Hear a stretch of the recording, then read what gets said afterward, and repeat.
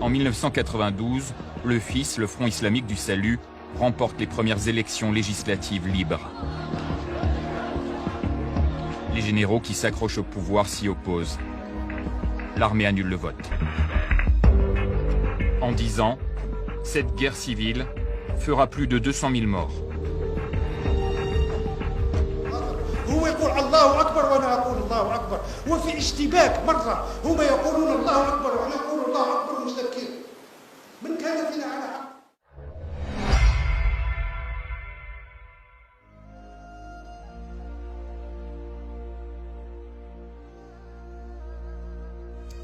Les moines prêtent une salle de prière au village, qui n'a pas de mosquée. Pendant le ramadan, ils jeûnent avec leurs voisins. Certaines personnes disent « Ah, mais les moines aidaient les islamistes. » Ils n'aidaient pas les islamistes. Ils soignaient quiconque se présentait à la porte du monastère.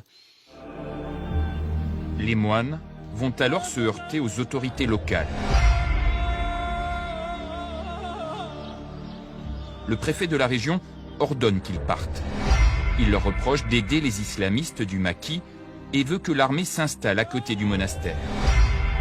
Le frère Christian s'y oppose. Mais dans la nuit du 26 mars 1996, un groupe de combattants y frappe à la porte du monastère. Les religieux sont sortis de leur chambre et enlevés. 2 d'entre eux réussissent à se cacher. Les 7 autres sont emmenés dans la montagne. Dans les jours qui suivent, l'armée algérienne se déploie à la recherche des moines. Pendant 3 semaines, il n'y a aucune revendication. Mais le 19 avril, le quotidien El Hayat à Londres publie un communiqué du GIA. Il réclame la libération de prisonniers détenus en France et en Algérie en échange de la vie des moines. Le document est signé de son chef, Jamel Zitouni. Mais les négociations n'aboutissent pas. Le 21 mai, dans un nouveau communiqué, les islamistes annoncent l'exécution de leurs otages. Le document est paraphé par leur chef, Jamel Zitouni. Les funérailles se déroulent le 2 juin, à la basilique Notre-Dame d'Afrique, à Alger. Les 7 cercueils arrivent, lourds, fleuris. Le soir où nous sommes arrivés à Alger, j'ai dit que je voudrais absolument les voir et que c'était important que quelqu'un les identifie afin que les familles puissent être certaines que c'était les restes des membres de leur famille. Et que c'est à ce moment-là que j'ai dit un peu en blague, mais un peu sérieusement aussi, que de toute façon j'allais à l'hôpital avec mon tournevis et que je ouvrirais les cercueils si on ne les ouvrait pas. C'est peut-être ça qui a fait changer l'attitude et le lendemain on nous a dit qu'on pourrait les voir. C'est alors que l'ambassadeur français lui fait une étrange révélation. Seules les têtes des moines ont été retrouvées. Mais l'information doit rester secrète. Au départ, vous vous dites, forcément, c'est des islamistes. Oui. Il n'y a pas de question pour moi au départ. Tout nous est présenté comme ça. Le contexte là-bas est celui-ci. Pour nous, il n'y a pas de questionnement à ce moment-là. Pour vous, à ce moment-là, c'est le GIA. Voilà. Les doutes commencent à partir du moment où on ne nous a pas dit tout de suite qu'il y avait que les têtes dans les cercueils. Au début de l'été 1996, un étrange visiteur débarque à l'Assemblée nationale. C'est un militaire algérien. Il a des révélations brûlantes à faire au député Alain Marceau, ancien juge antiterroriste. Il me laisse entendre à l'époque qu'il est vraisemblable qu'il pourrait y avoir une implication. Des services officiels qui pouvaient être de nature militaire ou des services de renseignement étaient les auteurs de l'assassinat de nos moines et qu'il ne fallait pas porter l'accusation sur les groupes djihadistes de l'époque, enfin sur les groupes terroristes de l'époque qui étaient de type GIA. Voilà, je pense qu'effectivement le gouvernement algérien de l'époque ou les services algériens étaient capables de nous mentir, de nous manipuler et je me demande même si ce n'était pas le jeu préféré des Algériens à l'époque. Les services secrets algériens impliqués. Le député prévient aussitôt le ministère de la Justice. Mais la France ne veut pas enquêter. L'Algérie nous fournit du pétrole et du gaz. L'affaire est sensible. Quelle est cette vérité qui embarrasse les autorités algériennes et françaises? En 2002, un sous-officier de la sécurité militaire se confie à la presse. Son nom, Abdelkader Tiga. Il était en poste à Blida, près de Tibérine. Il affirme que l'enlèvement et les communiqués du GIA sont bien l'œuvre des services secrets algériens. Les moines, c'était deux communiqués, tu te rappelles bien? Deux. Le premier, c'était nous. La vraie raison, c'est ça. C'était mettre ça sur le dos du GIA, de l'islamisme. Pour Tiga, l'affaire est une manipulation d'État. Une opération dirigée par les généraux du DRS, les services secrets algériens.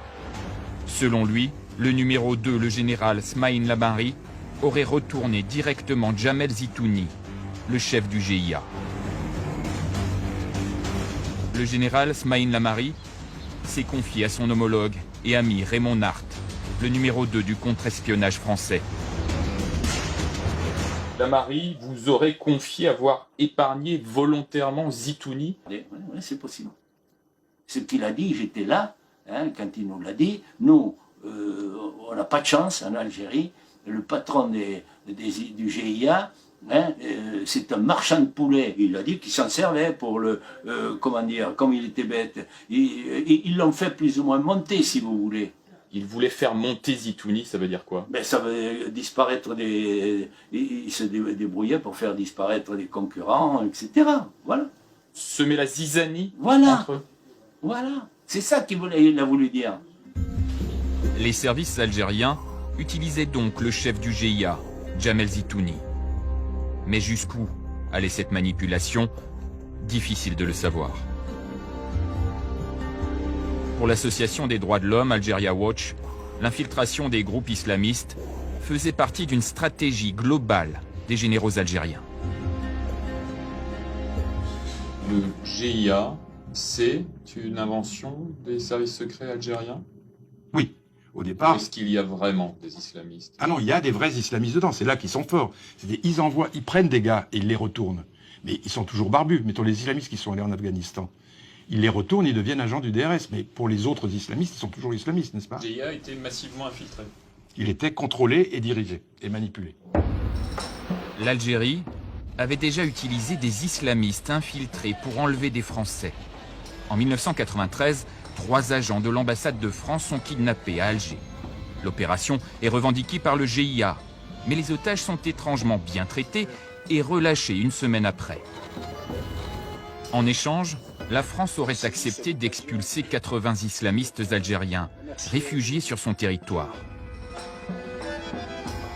Un succès pour les généraux algériens.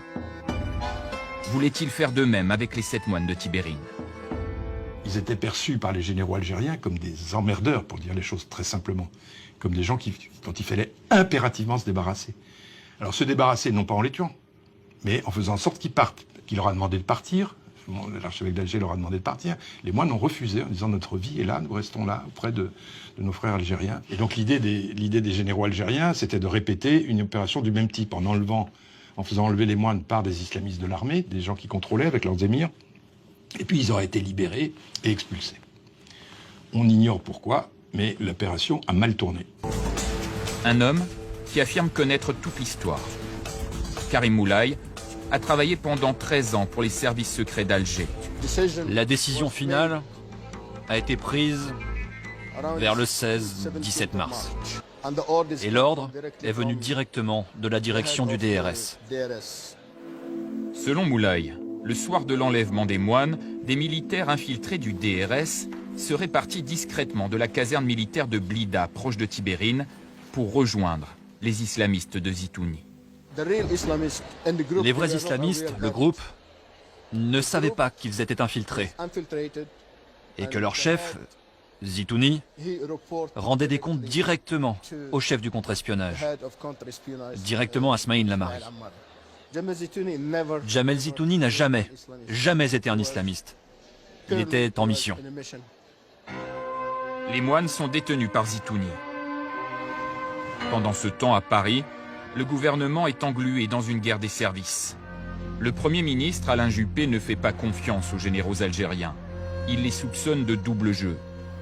Des hommes de la DGSE sont alors envoyés en Algérie pour établir le contact avec le GIA. Ils ont essayé d'établir des contacts directs avec Jamel Zitouni. Et ça... Et donc de découvrir que Zitouni était un agent des services secrets. Et c'est ça qui a provoqué un gros Un gros problème, auquel personne ne s'attendait. Selon Moulay, les généraux algériens dont Smaïn Lamari sont dans l'impasse. C'est alors qu'ils auraient décidé d'envoyer un commando tuer les moines. L'un de ces soldats était proche de Karim Moulay. J'ai un collègue très proche. On vivait, on travaillait ensemble. Il m'a dit, on part en mission, à Blida, pour 2 jours. Et quand il est revenu, il m'a tout raconté. Il a dit, voilà, on a fini le travail. On l'a fait. On les a eus. On les a tués.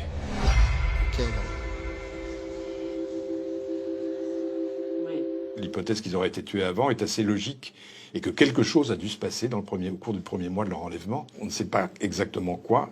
Peut-être le fait que les moines ont vite compris qui était leur véritable ravisseur derrière les barbus qui les encadraient et qu'ils auraient témoigné s'ils avaient été effectivement libérés parce qu'ils n'avaient pas leur langue dans leur poche. Et donc peut-être que là, ils ont décidé de les tuer. Mais ça, on ne sait pas.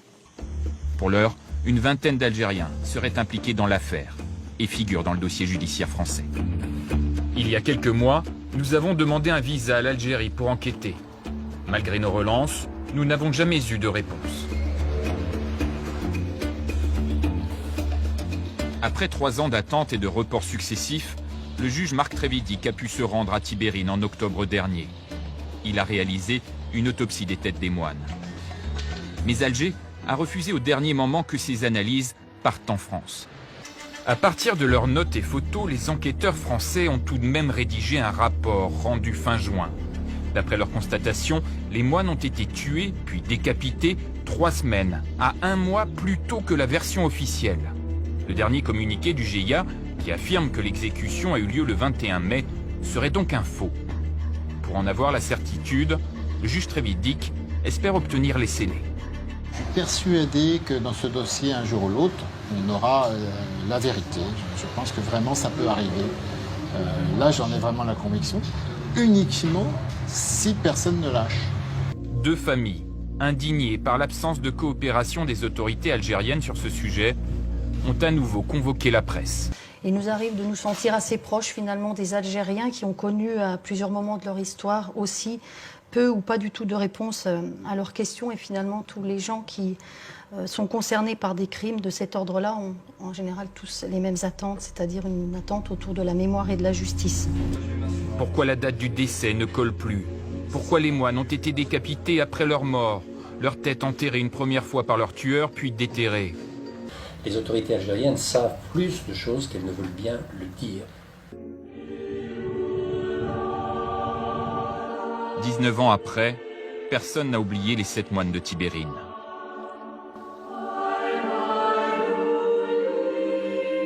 Au mur de l'église, les paroissiens ont accroché le testament du frère Christian.